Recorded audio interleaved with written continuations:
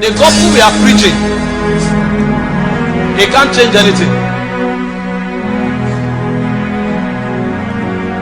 There are many continents and many nations today that are going through terrible persecution. If the only gospel they have access to is this thing we are preaching, they will deny Jesus Christ. You don't know what is happening around Afghanistan. You don't know what is happening around Pakistan. You don't know what is happening around China, around Japan. If it is this thing we are preaching, 10,000 people gather around you and you are teaching them about wealth creation. That's what pastors are preaching. Wealth creation. We even come to organize cryptocurrency conference in church. Because our goal is how to succeed. If the world were to rest on our gospel, many continents will deny Jesus. Because what we are preaching, the church in Afghanistan doesn't need it. The church in China doesn't need it. The church in Pakistan doesn't need it. We are preaching what we are preaching because persecution have not come. And we have not realized that we are in the last days. If you know you are in the last days, you will teach people a gospel that will make them come to a point where dying for Jesus will be an honor. If you have not taken your congregation there, you have not begun to help them. They will not know it. Wait until war come. Everybody can run from a city, and then all of those your prosperity gospel, they will run from all the assets. And I'm not talking about against it, but if that becomes our major emphasis, then we are children. And what we don't know is that there is an encroachment strategy that is going on. The enemy is coming. He's coming, and the time is short. The age of man is about to end. We don't have so much time on this side anymore. But men are not aware that there is a race of eternity. There is a race of eternal relevance that we are already losing out on because we are pursuing earthly things. Jesus says, seek ye first the kingdom of God and his righteousness. He said all these things that the pagans seek will be added to you. But we are pursuing the addition because we are not aware the times that we are in. Let me show you a scripture that Jesus himself spoke. Matthew chapter 24 from verse 9. Before I enter into what I'm entering, so you know the reason why we are not ready for the last days, because what they are teaching us, we will not survive these days that Jesus spoke about. He said they shall deliver you up to be, number one, afflicted. Did you hear any gospel in the body of Christ now that makes it look as if you need to build capacity for affliction? No, because we don't know we are in the last day. There are 5 things you must survive in the last day. The first is what? Affliction. He said they will deliver you to be afflicted. This affliction is called persecution. And I told us yesterday, the cross that Jesus said we should carry is not sin and sickness, it's persecution. The body of Christ will be persecuted. And so the church we are raising now is a warrior church, so that everybody, like in the days of the first apostles, you can pick a deacon from church and he will enter a city and conquer the whole city. And even if he has to die there, it's an honor. I read the story of the Moravian brothers. They were so passionate about God and they needed to enter the nation of France, but there was no way they would be giving allowance to France. So the only way they could enter France was to sell themselves as slaves. And when they sold themselves as slaves, they gave the money for charity, and they were carried to France as slaves, because that was the only way they could smuggle the gospel to the nation of France. But you go to church every day and all you are taught is how to succeed. How can you stake your neck for the kingdom? That's why we remain infantile. What Jesus said is, you will be delivered to be afflicted. Those are witnesses. It's not everybody. There are some that will run for their life, but there are many that will say, I will stand here to the end. If God sent me to Ghana, I will be here even if everybody leaves Ghana. I heard Bishop Oyedepo said something. He said, if everybody is running from Nigeria, I will be the last. I will stand here till I die. Because we don't pursue things, we pursue the kingdom. We pursue Christ and his government. You will be delivered to be afflicted. Number 2, he said you shall be killed. That's the second thing we endure in the last day. This is why the gospel of the last day is the cross of Jesus Christ. And the cross is not a wood. The cross is a testimony of total surrender. The cross is a testimony of total submission to the government of Jesus Christ, even when it is at the expense of everything you stand for, including your life. He said you will be delivered to be killed. Unless you don't want to be a witness, If you just want to be an ordinary Christian, that's good.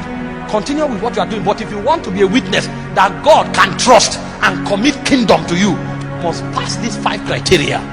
He said you will be delivered to be killed. And he went further. He said you shall be hated by many nations for my sake. And then he went to number 3.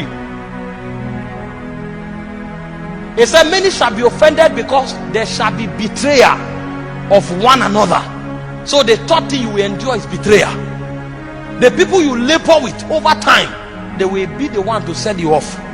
You will discover that you can't find men of integrity anymore because their bellies have become their gods. So the man that you thought you invested and labored with, a day will come, he will look at you, he will sell you for 30 pieces of silver. He say you will be betrayed. But one thing you must learn how to endure and survive is offense. Refuse offense from entering your heart, because these are requirements of the last day. So first of all, you must survive affliction, you must survive death, you must survive offense and betrayal. And then he went to number 4. He said there will be iniquity. He said because iniquity will abound, the love of many will wax cold. This is why today immorality is a natural part of us. So now they have they have different kinds of counseling sessions where pastor try to manage things, because what is happening in church, if he says it, the church can't continue. Instead of us ministers to now be troubled and teach the people the way of righteousness and to teach them the terror of God, we come to church every day, we are interested in money, so we want to take money from them. And so long as the person can bring money, it doesn't matter if he's a thief, it doesn't matter if he's a fornicator. The goal is to take the money, and when we take the money, we don't care about their soul. But what we don't know is that God will ask us that question: how can you be pastoring 10,000 people and the city doesn't feel your impact? And every time you come, you are happy, you are snapping overflow that 10,000 people came to church. You are talking to 10,000 people and the territory is still in darkness. It means you are failing in your office, because Jesus spoke to 500 people and the Bible said these be the men that turned their walls upside down. How come you are talking to 10,000 people and that city have not felt the impact of revival? Because what you are feeding them with is milk, you have not given them strong meat. If you talk to 10,000 people and you tell them the right thing, that city will be on fire for Jesus Christ, because everyone will become a witness and the nation will be turned upside down for God. But we have a generation where people brag in the fact that church is large, but they are not moved when the territory is in darkness. God forbid that you have the influence over 10,000 people and the territory is in darkness. God will ask you what you have been telling them, because if you tell them the gospel of the kingdom, they will change that territory. The love of many will wax cold because iniquity will abound. But you see, most of us, we are already cold. I told you yesterday, that's why the temperature of our individual prayer is weak. Now when we come to pray, we need to play chant at the background to pray. Warriors, we need a chant to pray. What if God sends you to a wilderness? What will you do? You don't know that in your spirit is a song of songs. There is a chant that is in your spirit, because you are connected to the river of eternity. You are waiting for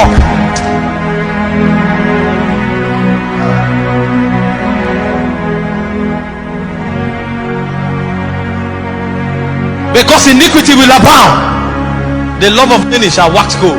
And Jesus went further and said, but they that endure to the end. So the last battle is the battle of endurance.